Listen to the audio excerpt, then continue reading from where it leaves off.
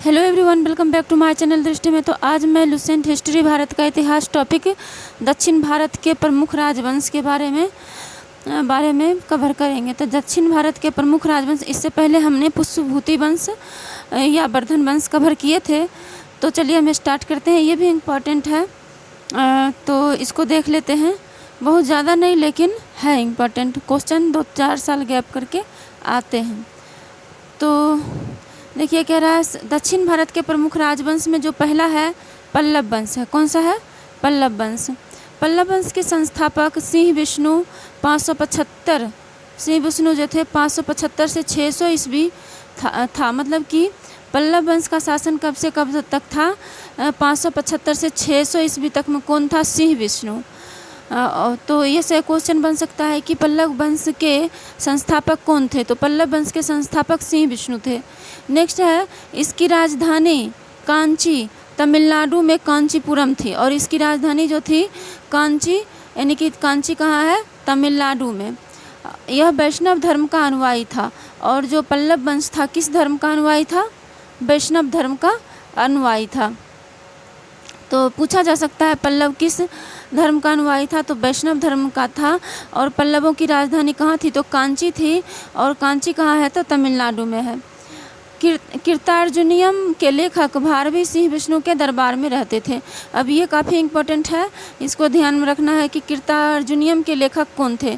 कीर्तार्जुनियम के लेखक थे भारवी, सिंह विष्णु के दरबार में रहते थे। और भारवी किसके दरबार में रहते थे? सिंह विष्णु के दरबार में। जैसे देख ऑप्शन में दे देगा गुप्त के दरबार में, मौर्य के दरबार में, नहीं ये साउथ के हैं ना, ये रहते थे सिंह विष्णु के दरबार में। नेक्स्ट है, पल्लव वंश के प्रमुख शासक हुए। अब पल्लव वंश के कौन कौन से प्रमुख शासक थे? पहला है महेंद्र वर्मन प्रथम, इनका शासन था 600 से 630 ईस्वी तक।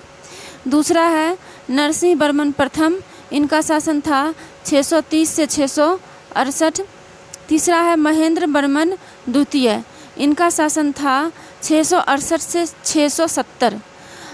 आगे है परमेश्वर वर्मन प्रथम, परमेश्वर वर्मन प्रथम का शासन था 670 से 700 ईस्वी। उसके बाद नरसिंह वर्मन सेकेंड का शासन था 700 से 728 ईस्वी। और नंदी वर्मन सेकेंड का शासन था 730 से 800 ईस्वी। पल्लव वंश का अंतिम महत्वपूर्ण शासक अपराजित वर्मन 880 से 903 ईस्वी में हुआ। पल्लव वंश का अंतिम शासक अपराजित वर्मन कब से कब तक थे? 880 ईस्वी से 903 ईस्वी तक रहे थे।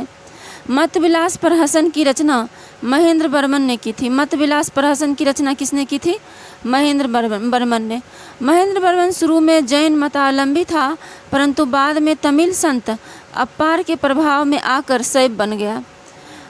महेंद्र वर्मन शुरू में क्या था? जैन मतावलंबी था।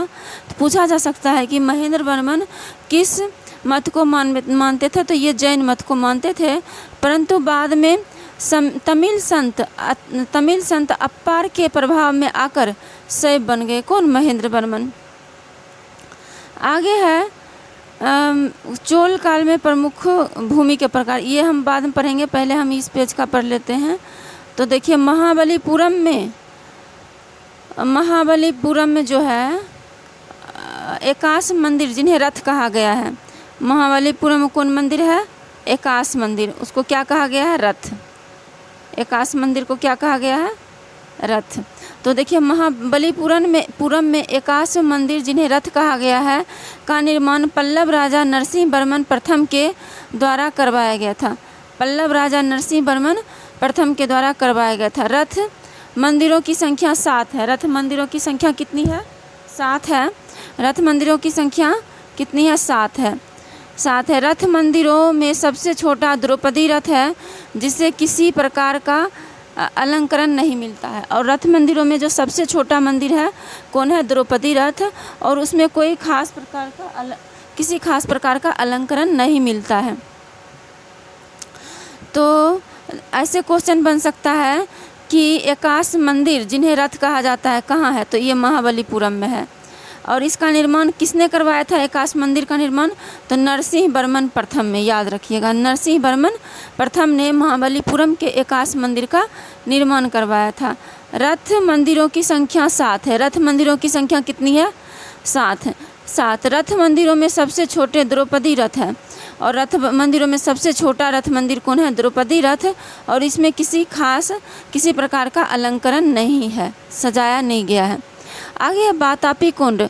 बातापी कुंड की और महामल्ल की उपाधि नरसिंह वर्मन प्रथम ने धारण की थी।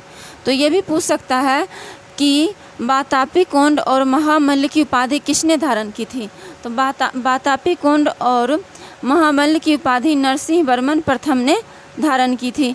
इसी के शासनकाल में चीनी यात्री ह्वेनसांग कांची आया था। अच्छा, नॉर्थ में तो हर्षवर्धन के शासनकाल में ह्वेनसांग आए थे।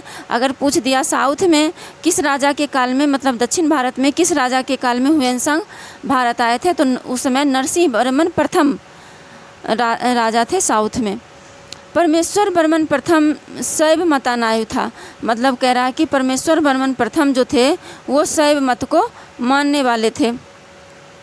उसने लोकादित्य, एकमल्ल, रणंजय, अत्यंत काम, उग्रदंड, गुणभाजन आदि की उपाधियां ग्रहण की।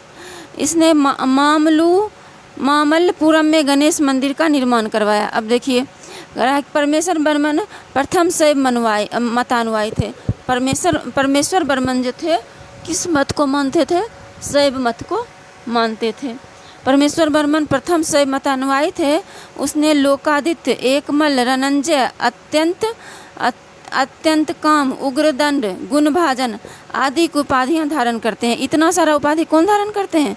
परमेश्वर वर्मन प्रथम। लोकादित्य, एकमल्ल, रणंजय, अत्यंत काम, उग्रदंड, गुणभाजन, इतना सारा उपाधि धारण करते हैं।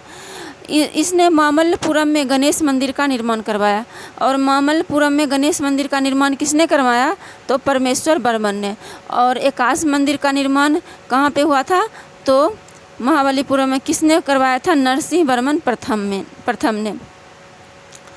परमेश्वर वर्मन प्रथम विद्या प्रेमी था और उसने विद्या विनीत की उपाधि भी ली थी। इतना ही नहीं, उन्होंने विद्या प्रेमी थे और वो विद्या विनीत की भी उपाधि लिए थे। अरबों के आक्रमण के समय पल्लवों का शासक नरसिंह वर्मन सेकेंड। अरबों के आक्रमण के समय पल्लवों का शासक नरसिंह वर्मन सेकेंड था। उसने राजाओं में सिंह, आगम प्रिय, शास्त्रों का प्रिय और शंकर भक्त, शिव का उपासक की उपाधियां धारण की। मतलब कहा जा रहा है अरबों के आक्रमण के समय पल्लवों का शासक कौन था? अरब जिस समय आक्रमण किए थे उसमें पल्लव के शासक थे नरसिंह वर्मन सेकेंड। उसने राजा सिंह, राजाओं में सिंह, आगम प्रिय मतलब शस्त्रों का प्रेमी और शंकर भक्त यानी कि शिव का उपासक की उपाधियां धारण की। उसने कांची के कैलाशनाथ मंदिर का निर्माण करवाया। और कांची के कैलाश काफ़ी इम्पोर्टेंट है, पूछा भी गया है। कांची के कैलाश मंदिर का निर्माण किसने करवाया? तो नरसिंह वर्मन सेकेंड ने। और नरसिंह वर्मन प्रथम ने महाबलीपुरम का एकाश मंदिर का निर्माण करवाया और नरसिंह वर्मन सेकेंड ने कैलाशनाथ मंदिर का निर्माण करवाते हैं। तो नरसिंह वर्मन अरबों के आक्रमण के समय पल्लव का शासक नरसिंह वर्मन सेकेंड थे। उसने राजाओं में सिंह, आगम प्रिय, शास्त्रों का प्रिय और शंकर भक्त, शिव का उपासक की उपाधियां धारण की। और नरसिंह वर्मन सेकेंड ने कैलाश मंदिर का निर्माण भी करवाए, जिसे राज सिद्धेश्वर मंदिर भी कहा जाता है। और उसको क्या कहा जाता है? राज सिद्धेश्वर मंदिर। इसी मंदिर के निर्माण से द्रविड़ स्थापत्य कला की शुरुआत हुई। और इसी मंदिर के निर्माण से किसकी शुरुआत होती है? द्रविड़ स्थापत्य कला की शुरुआत होती है। महाबलीपुरम में सौर मंदिर का निर्माण नरसिंह वर्मन सेकेंड ने किया। और महाबलीपुरम में जो है सौर मंदिर, उसका भी निर्माण जो है किसने किया? नरसिंह वर्मन सेकेंड ने किया। कांची के कैलाश मंदिर में पल्लव राजाओं और रानियों की आदमकद तस्वीरें लगी है। कहा जा रहा है कि कांची के कैलाश मंदिर में पल्लव राजाओं और रानियों की आदमकद तस्वीरें लगी हुई है। कहाँ? कैलाश मंदिर में। नेक्स्ट है 10 कुमार चरित्र के लेखक दंडी नरसिंह वर्मन द्वितीय के दरबार में रहते थे। काफ़ी इम्पोर्टेंट है कि 10 कुमार चरित्र के लेखक कौन थे। 10 कुमार चरित्र के लेखक कौन थे? तो 10 कुमार चरित्र के लेखक थे दंडी, याद रखिएगा। और दंडी नरसिंह वर्मन द्वितीय के ही दरबार में रहते थे। 10 कुमार चरित्र की जो लेखक थे दंडी, वो किसके दरबार में रहते थे? तो जो राजा थे नरसिंह वर्मन द्वितीय के दरबार में रहते थे। नेक्स्ट है कांची के मुक्तेश्वर मंदिर और बैकुंठ पेरुमाल मंदिर का निर्माण नंदी वर्मन द्वितीय ने कराया था। यानी कहा जा रहा है कांची के मुक्तेश्वर मंदिर और बैकुंठ पेरुमाल मंदिर, कांची के मुक्तेश्वर मंदिर और बैकुंठ पेरुमाल मंदिर का निर्माण नंदी वर्मन द्वितीय ने करवाया था। और अब देखिए कांची के जो मुक्तेश्वर मंदिर है और बैकुंठ का पेरुमाल मंदिर है, इसका निर्माण किसने करवाया था? नंदी वर्मन द्वितीय ने करवाया था। प्रसिद्ध वैष्णव संत तिरुमंगई अलवार नंदी वर्मन द्वितीय के समकालीन थे। ये भी ध्यान, समकालीन के बारे में यूपीएससी में क्वेश्चन आता है कि कौन किसके समकालीन थे। तो प्रसिद्ध वैष्णव संत तिरुमंगई अलवार जो थे वो नंदी वर्मन द्वितीय के दरबार में रहते थे। तिरुमंगई अलवार किसके दरबार में रहते थे? नंदी वर्मन द्वितीय के दरबार में। और कांची के मुक्तेश्वर मंदिर तथा बैकुंठ पेरुमाल मंदिर का निर्माण किसने करवाए थे? नंदी वर्मन। तो ये हो गया। अब नेक्स्ट जो है वो है चोल वंश, पल्लव चोल। तो देखिए ये चोल के बारे में हम पढ़ते हैं।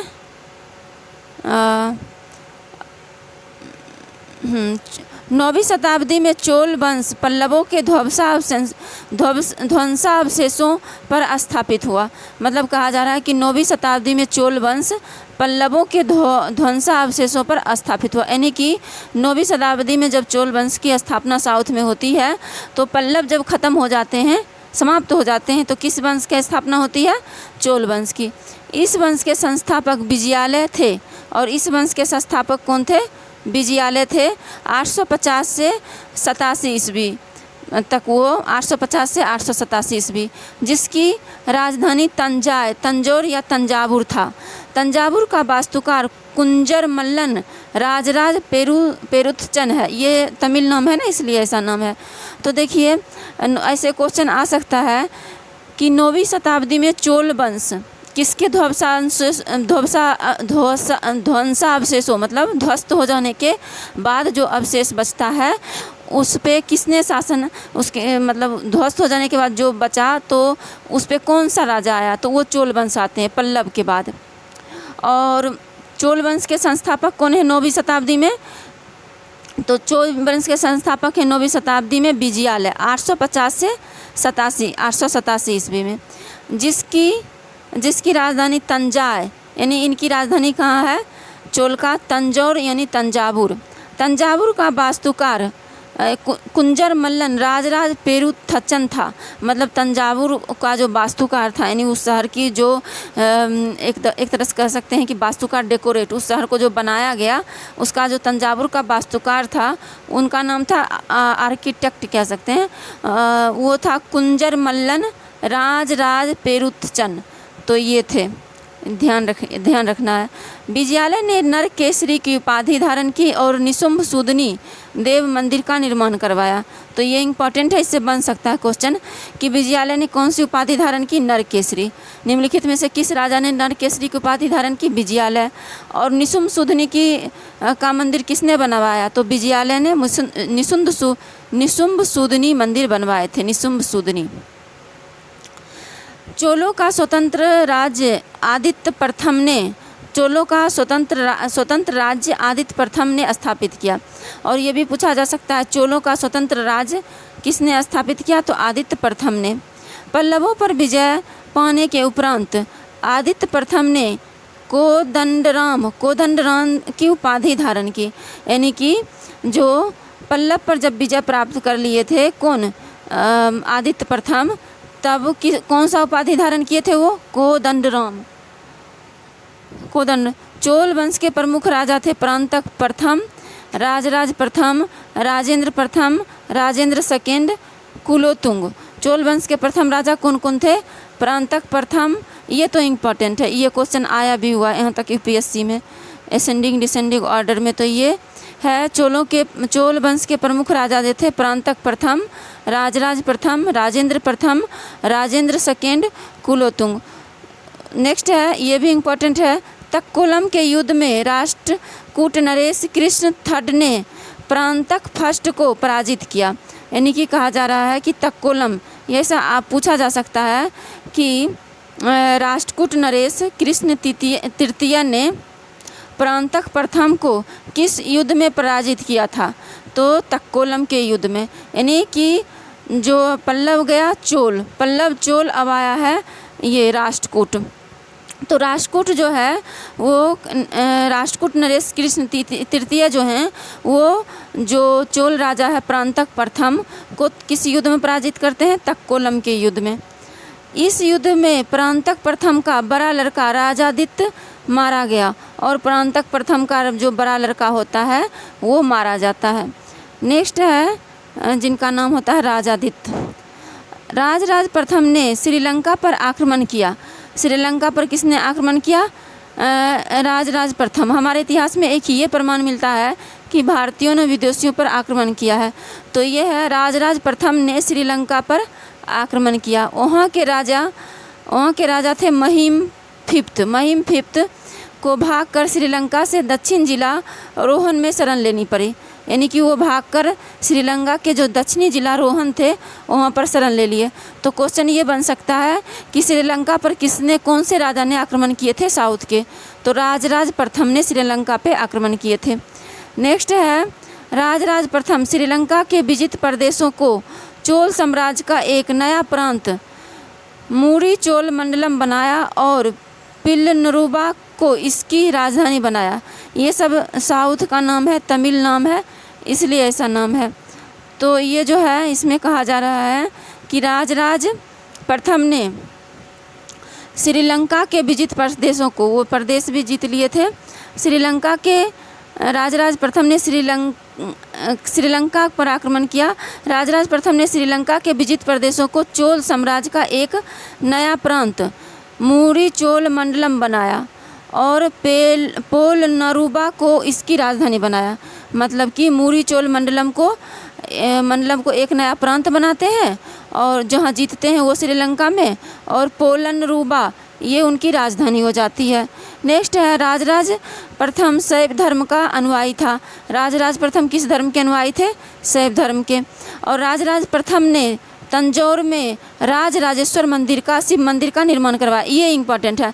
ऐसे भी राजराज प्रथम जो है इम्पोर्टेंट हैं ये राजा। और ये भी पूछा जा सकता है कि राजराजेश्वर मंदिर का निर्माण किसने करवाया था? तो राज से ही याद रखना है, राजराज प्रथम ने राजराजेश्वर मंदिर का निर्माण करवाए थे।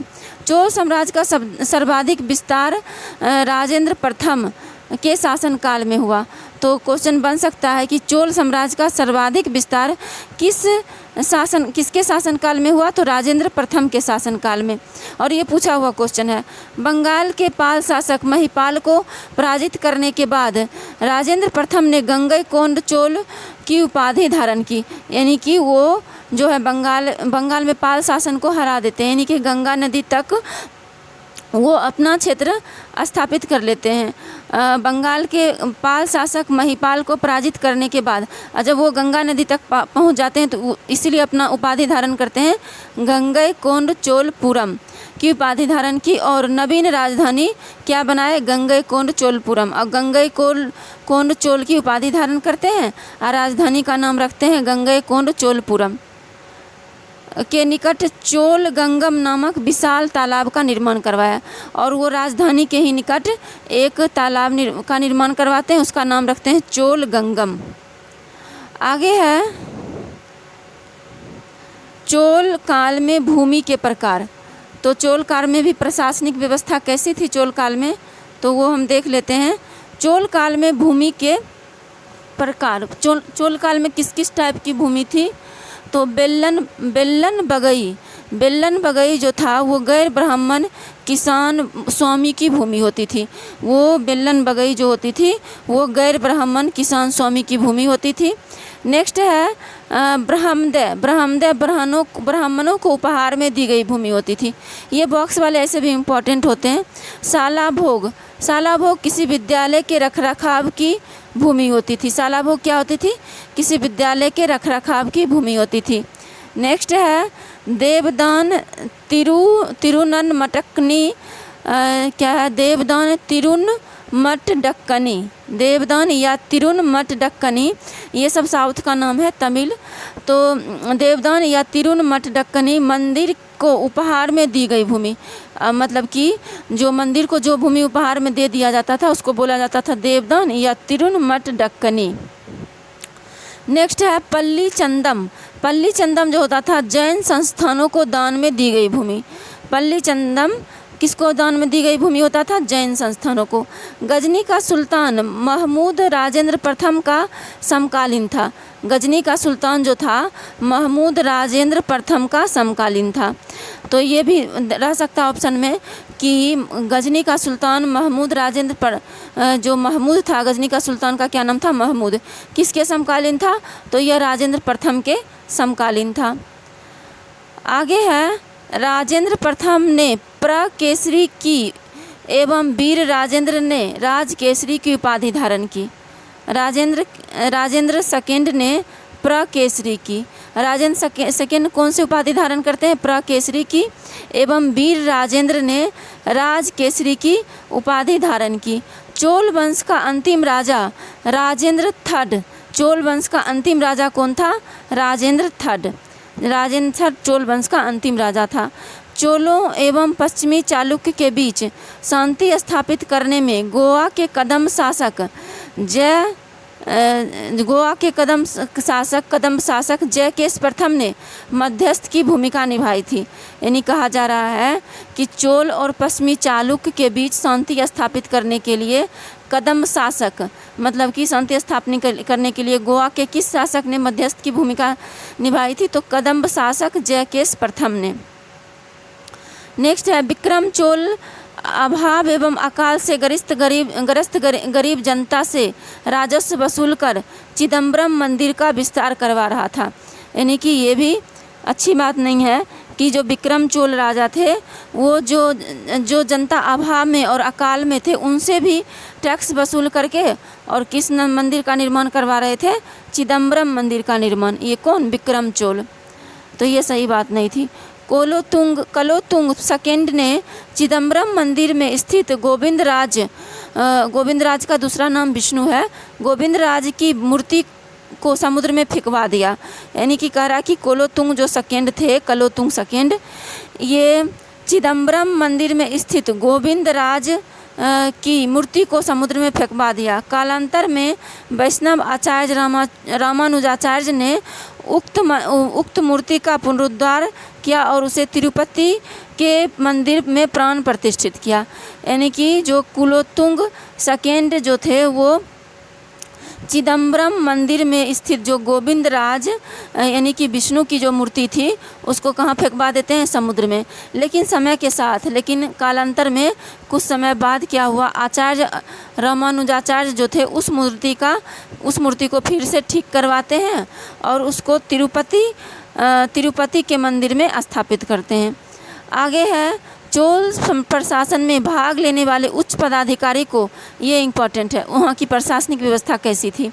तो चोल प्रशासन में भाग लेने वाले उच्च पदाधिकारियों को पेरुंदम एवं निम्न श्रेणी के पदाधिकारियों को सेरुंद्रन कहा जाता था। कहा जा रहा है चोल प्रशासन में भाग लेने वाले उच्च पदाधिकारी को क्या? पेरुंदरम, और निम्न श्रेणी के पदाधिकारियों को सेरुंद्रन कहा जाता था। उसके बाद है लेखों में कुछ उच्च अधिकारियों को उडन कुटम कहा गया है। क्या कहा गया है? उच्च अधिकारियों को उडन कुटम, बड़े अधिकारी को पेरुंदम और निम्न श्रेणी के पदाधिकारी को सेरुंद्रन, और लेख में कहा गया है उच्च अधिकारी को उडन कुटम, जिसका अर्थ है सदा राजा के पास रहने वाला अधिकारी। उसका अर्थ होता था, उडन कुटम का अर्थ होता था सदा राजा के पास रहने वाला अधिकारी। संपूर्ण चोल साम्राज्य 6 प्रांतों में विभक्त था। पूरे चोल साम्राज्य कितने प्रांतों में विभक्त था? 6। प्रांत को मंडलम कहा जाता था। प्रांत को क्या कहा जाता था? मंडलम। मंडलम कोट्टम में, कोट्टम नाडु में एवं नाडु कई कुर्रमों में विभक्त था। जो था चोल साम्राज्य 6 प्रांतों में विभक्त था। प्रांत को मंडलम कहा जाता था। प्रांत को क्या कहा जाता था? मंडलम। मंडलम कोट्टम में, कोट्टम ये मतलब चोल साम्राज्य का प्रशासनिक व्यवस्था कैसा था? तो देखिए चोल साम्राज्य जो था 6 प्रांतों में विभक्त था। और प्रांत को मंडलम, प्रांत को क्या कहा जाता था? मंडलम। प्रांत को मंडलम कहा जाता था। और मंडलम जो है मंडलम विभाजित था किस में? कोट्टम में। मंडलम किस में विभाजित था? कोट्टम में। और कोट्टम किस में विभाजित था? कोट्टम विभाजित था नाडु में। और नाडु किस में विभाजित था? नाडु विभाजित था कुर्रम में। तो यानी कि चोल साम्राज्य जो है 6 प्रांतों में विभक्त था। उसके बाद नाडु कुर्रम में विभक्त था, दिया हुआ है। नाडु की स्थानीय सभा को नाटुर, नाडु के स्थानीय सभा को क्या कहा जाता था? नाटुर। एवं नगर की स्थानीय सभा को नगरतार कहा जाता था। ये भी इम्पोर्टेंट है, मतलब हमें इससे पता चल रहा है कि चोल समाज की प्रशासनिक व्यवस्था कैसी थी। नाडु की स्थानीय सभा को नाटुर एवं नगर की स्थानीय सभा को नगरतार कहा जाता था। आगे है कि नगर की स्थानीय सभा को क्या कहा जाता था? नगरतार। नेक्स्ट है बेल्लाल जाति के धनी किसानों को केंद्रीय सरकार की देखरेख में नाडु के कामकाज में अच्छा खासा नियंत्रण हासिल था। यानी कहा जा रहा है कि बेल्लाल जाति के धनी किसानों को केंद्रीय सरकार की देखरेख में नाडु के कामकाज में अच्छा खासा नियंत्रण हासिल था। और इनमें से किसका था नाडु के कामकाज में अच्छा खासा नियंत्रण? तो बेल्लाल जाति के जो धनी किसान थे उनका। तो उनमें से कई धनी भूस्वामी को चोल राजाओं के सम्मान के रूप में मुवेद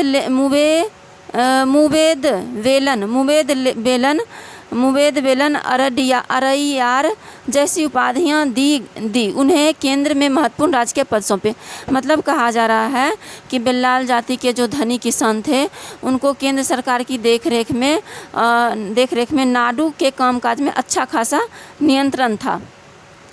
और धनी किसान के नियंत्रण में थे नाडु, कहने का मतलब यह है। और ये किसके देखरेख में? तो केंद्रीय सरकार के देखरेख में। इनमें से कई धनी भूस्वामी को चोल राजाओं के सम्मान के रूप में, और ये जो धनी किसान थे उनको चोल राजा सम्मान देते थे। सम्मान में क्या देते थे? मुवेद वेलन। मुवेद वेलन का मतलब होता था 3 राजाओं को अपनी सेवाएं प्रदान करने वाला बेलन या किसान। मुवेद बेलन का मतलब होता था 3 राजाओं को अपनी सेवाएं प्रदान करने वाला बेलन या किसान। किसान को बेलन भी कहा जाता था। नेक्स्ट अरैयार। अरैयार की उपाधि भी देते थे। अरैयार का मतलब होता था प्रधान। मतलब धनी किसान को मुवेद बेलन और अरैयार की उपाधि मिलते थे और वो बेल्लाल जाति के होते थे। किसान को बेलन भी कहा जाता था। जैसी उपाधियाँ केंद्र में महत्वपूर्ण राजकीय पद सौंपे और उनको उपाधि भी दी गई और केंद्र में उनको महत्वपूर्ण राजकीय पद भी सौंपा गया। किनको? बेल्लाल जाति के धनी किसान को। स्थानीय स्वशासन चोल प्रशासन की प्रमुख विशेषता थी। ये क्वेश्चन पूछा गया है, निम्नलिखित में से स्थानीय शासन किस साम्राज्य की विशेषता थी? तो ये थी चोल साम्राज्य की विशेषता थी स्थानीय शासन। नेक्स्ट है कि उर क्या होता था? उर सर्वसाधारण लोगों की समिति होती थी।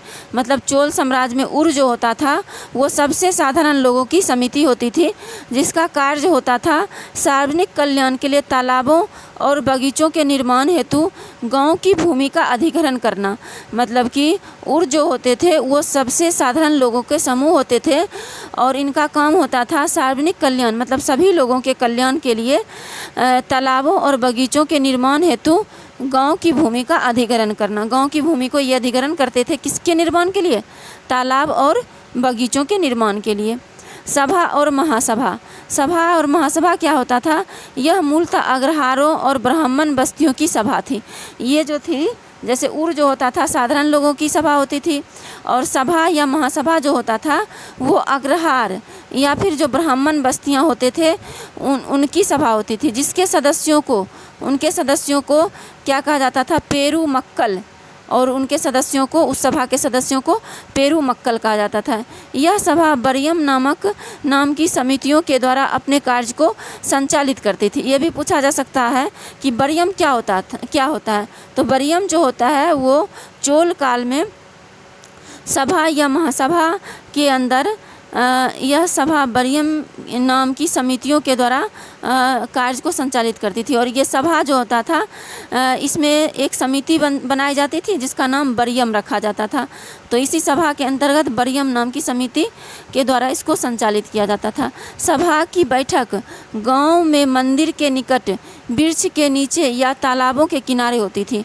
और सभा की बैठक कहाँ होती थी? गांव में मंदिर के निकट या फिर वृक्ष के नीचे होती थी। व्यापारियों की सभा को नगरम कहा जाता था। ये क्वेश्चन पूछा हुआ फिर पूछा जा सकता है कि व्यापारियों की सभा को क्या कहा जाता था? नगरम। अब बरियम क्या होता था? ये समिति होती थी सभा को संचालित करने के लिए। बरियम क्या होती थी? सभा को संचालित करने के लिए समिति होती थी।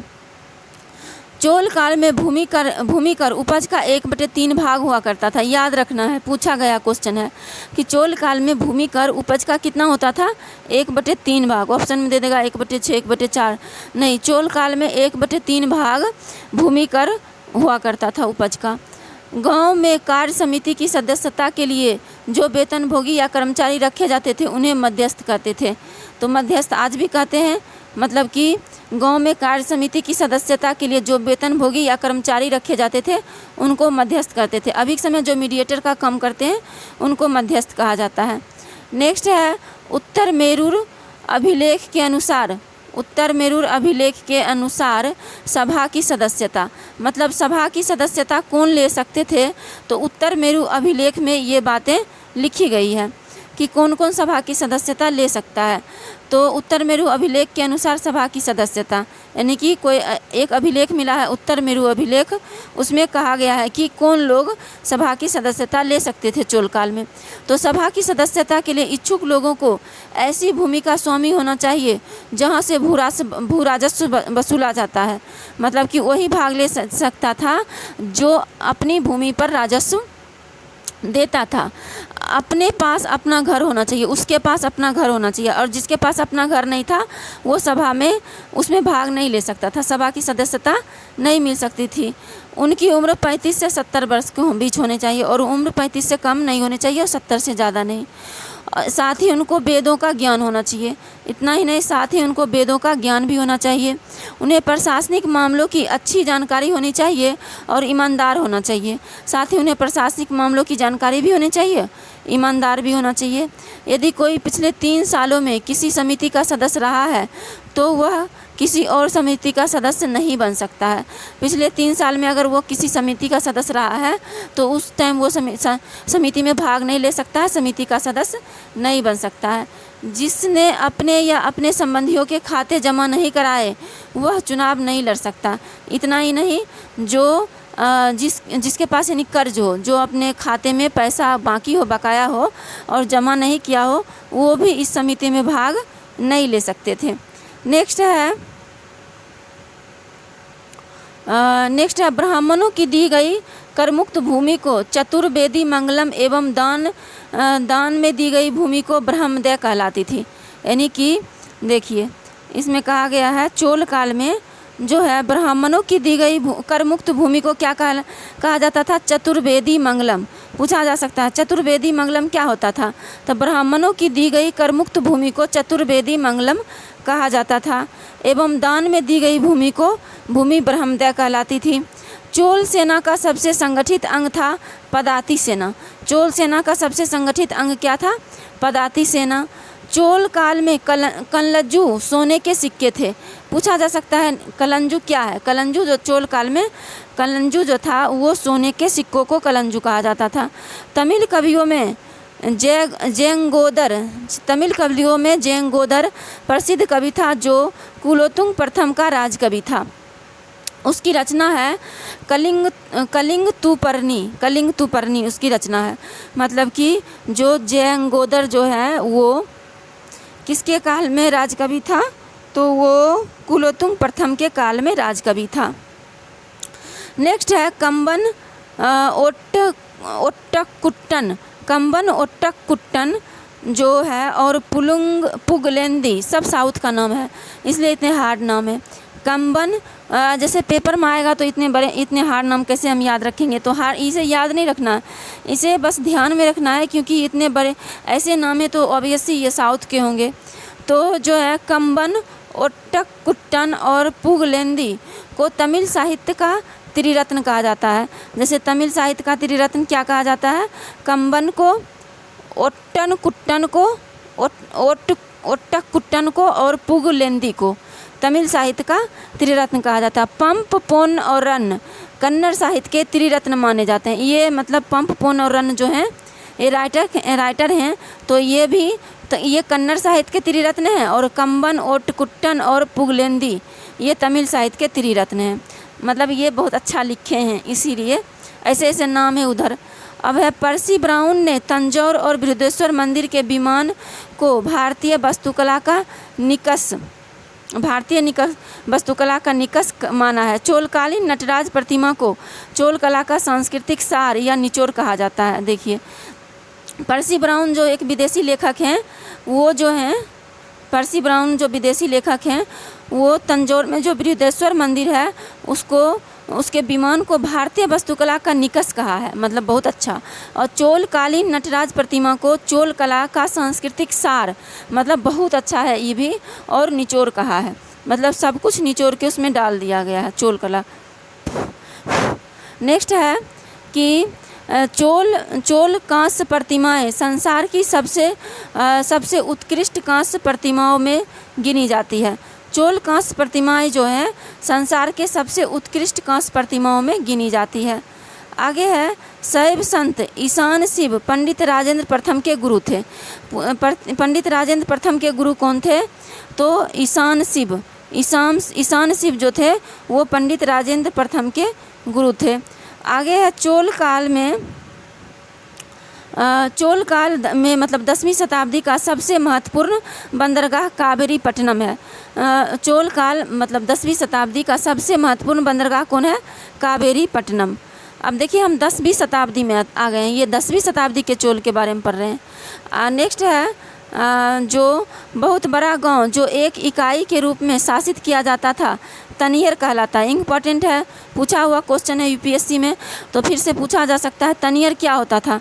तनियर जो होता था एक बहुत बड़ा गांव होता था जो इकाई के रूप में शामिल किया जाता था, तनियर कहलाता था। उत्तर मेरूर एक शिलालेख मिला है जिसमें कहा गया है कि जो सभा या संस्था का विस्तृत वर्णन उपस्थित करता है परांतक प्रथम के शासनकाल से संबंधित है। इससे उत्तर मेरूर शिलालेख से क्या पता चलता है, ये जो है परांतक प्रथम के शासनकाल से संबंधित है। नेक्स्ट है चोल की राजधानी कालक्रम के अनुसार उरैयूर, तंजौर, गंगईकोंड, चोलपुरम, कांची। मतलब कि कालक्रम चोल की जो राजधानी जो रहा सबसे पहले उरैयूर रहा, उसके बाद तंजौर हुआ, फिर गंगईकोंड हुआ, फिर गंगईकोंड चोलपुरम हुआ और कांची हुआ। तो ये चोल की क्या थी, राजधानी थी। चोल काल में सड़कों की देखभाल बगान समिति करती थी। तो ये भी पूछा जा सकता है कि चोल काल में सड़कों की देखभाल कौन करती थी, बगान समिति। नेक्स्ट है चोल काल में आम वस्तुओं के आदान प्रदान का आधार धान था। और जो चोल काल में लोग जो आदान प्रदान करते थे तो क्या चीज़ से आदान प्रदान करते थे, वस्तुओं के आदान प्रदान का आधार धान था। चोल काल में विशाल व्यापारी समूह निम्न थे।